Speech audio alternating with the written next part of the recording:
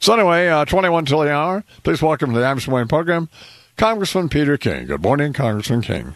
Good morning, Don. How are you? How's your breathing? It's horrible. Yeah, I'm praying for you. You are? I am, yeah. That's very nice. And usually you're saying icky things to me. Now, that's only when we talk about your prostate cancer. Yeah, that's true. Well, the smoke is so thick out here. We're at we're at between 6,000 and 7,000 feet at the ranch. The wind blows. There's all kinds of. You're going for it. Okay, that's enough then. Okay. I hear you. I'm sorry if you. Let's end that conversation. So you're a friend of Congressman Anthony Weiner, and your advice to Mr. Congressman Weiner is to do what? First of all, we are friends. I guess to the extent we know each other. We've also had some pretty high-profile fights, but I always got along with Anthony. This is a personal tragedy for him, for his family. I don't see how he's not going to be effective in Congress. I don't see how he can represent his constituents. What he does is really, over the next few days, is up to him, but I just think it's going to spiral so fast that I don't see how he stays on. But right now, I leave that decision to him. Okay, so have you had a conversation with him? No, I haven't. No, I haven't spoken to him. I actually haven't spoken to him since it started. He was sort of on and off the House floor last week. He was moving, pretty quickly in between news conferences. Yeah. I haven't seen him, no. Well, you'd think, you guys are kind of friends, that you'd call to, to offer your support or advice or counsel or something. You're a pretty smart guy. Well, I am a pretty smart guy, but I would say we were never that close friends. I mean, we fought more than we were friendly, but, we had some disagreements. But, no, listen, at a time like this, you need your close friends, the people that grew up with you, your family to sit around and talk to you. Me jumping in at a time like this would add absolutely nothing. Wonder why Representative Weiner hasn't called for Weiner to resign. I assume you're doing some play on words here, but... No, I'm not. No, actually, why? Actually, Eric Cantor did. Basically, listen, this thing's only been going on for 10 days. It doesn't appear yet that any law has been violated. It's so out of control as it is. Anthony Weiner is spiraling so quickly downward. I think for a Republican leader to jump in right now would turn this into a partisan issue. You guys have been out of a session for this past week, right? Yeah, we left a week ago Friday. When did you go back? Monday. Well, how do I get your job? Man. Well, first of all, you got to pass an IQ test, so forget it. From downtown again. Wow. That's pretty good. That's pretty good, Congressman King. Hey, by the way, I got to tell you, last night I had a great evening. My friend Danny Aiello had a great show up on 51st Street, and sure. It was just a wonderful evening. And I'm thinking, God, this is great. Life is good. I'm here with my wife, my friend John DeLatch, and his wife. And then I kept thinking, oh, my God, I got to get up early in the morning and deal with Imus. And no, you know what I'm going to do? What's that? You know what I'm going to do? Tell me. I'm going to call Bo Diddley as a detective agency. I was with Bo last week. We went to dinner. Yeah, okay. You know what we're going to do? We were talking about you. I don't want to make you paranoid. We were talking about you. You know what we're going to do? We're talking about. We're going to go over every email you ever sent anybody. We're going to start going through your trash. We'll find something on you, King. So just be careful. Oh, Don, don't do that. I mean, late yesterday there was a report talking about real news now. Yeah. But the mission in Afghanistan, which any fool could figure out, is failing. And you say what? No, I don't believe it is failing. It's a tough mission. There's no doubt about it.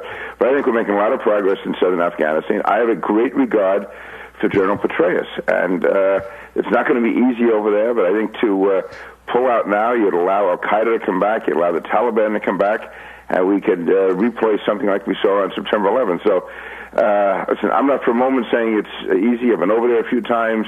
The troops are great, incredible courage, but right now, I think Petraeus is doing he's done an extraordinary job in bringing that back, and I think we can at least hope to have it reasonably stabilized within the year. But that's the most you ever hope for in Afghanistan.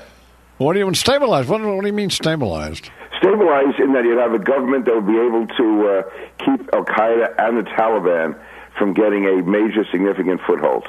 And one thing here is that in all the polling they've done, and not us, but other international groups, 65-70% of the people don't want the Taliban or Al-Qaeda to come back. They favor an international involvement. So it's not a situation where you have a grassroots movement against us.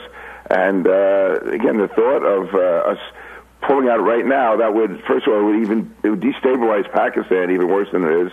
It would give Al-Qaeda a strong foothold like they had prior to September 11th, and it would cause even more chaos in the area. So that's basically, there's no easy answer here, there's no silver bullet, but I think we should let General Petraeus and the military over there finish it out, try to finish it out over the course of the next year or so. Do you know how long we're going to be in Afghanistan in order for it to remain stable, as you say? We're going to have to be there as long as we've been in South Korea. And do you know how long we've been in South Korea? Of course you do. 50, 60 years. 50 or 60 years. Yeah. Actually, 61, I guess. Yeah. Yeah. So, and also we've been in Germany since 1945. Yeah, I understand that. So no, we're going to be in Iraq that long. If you're the world's only superpower, there are responsibilities, and it's not easy. Life isn't easy. This certainly isn't easy, and with all of us owe a tremendous debt to the men and women that go over there. That is a rough life. I know we do. Yeah. Not very little. Quarter till the hour here. Quarter till the hour here in the Irishman program. Trying to give the time on Congressman King just keeps rambling on. It's no, I'm sorry. It's a 15 till the hour. Now, I was talking to James Carville the other day, smart guy, friend of mine. Yeah, good guy, actually. Yeah, he is. He is a good guy. He said the president's got some problems because unemployment's at 9.1%. The president, by the way, says that he thinks it's just a blip, really. And the unemployment's probably at 17%, or at least. The housing market's gone to hell in a handbasket, did and continues to do so. And then one of these organizations, I forget who it was, did one of these polls indicating that there's great significant unrest in the country with people that is even, I'm not trying to be salacious, but is even affecting their sex lives and their belief in God. And so and Carville predicts that unless somebody gets a handle on all this and gets this country going in the right direction, that we could see problems in the streets. Do you agree with that? No, I think our country has really moved beyond that. I mean, obviously things can get tough, and there always is a concern in any society. I guess that things could tip the wrong way. But no, I think our institutions are too strong. One problem we may have, though, is you do have a lot of people today who have never really encountered hardship.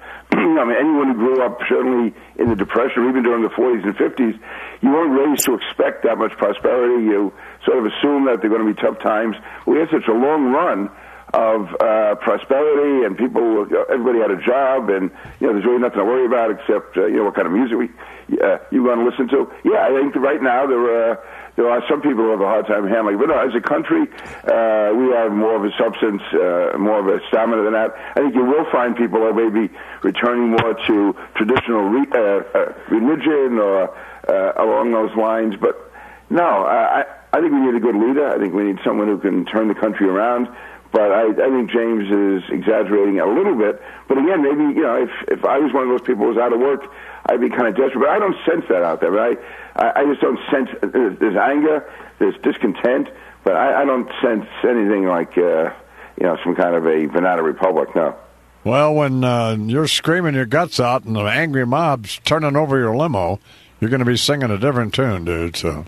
And I'll be listening to you on the radio, and I'll say, life could be worse. I could always be Imus.